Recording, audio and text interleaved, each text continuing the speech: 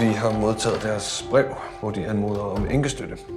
Uden deres mands dødsattest kan jeg desværre ikke imødekomme deres anmodning. En mand forsvinder ikke bare. Karoline? Hvem er det? Jeg er hendes mand.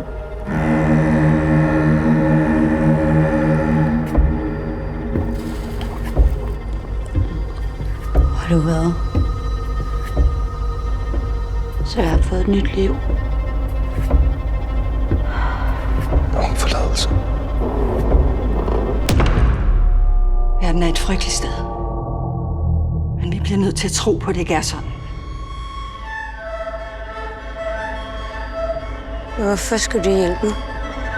Hvem skulle ellers gøre det?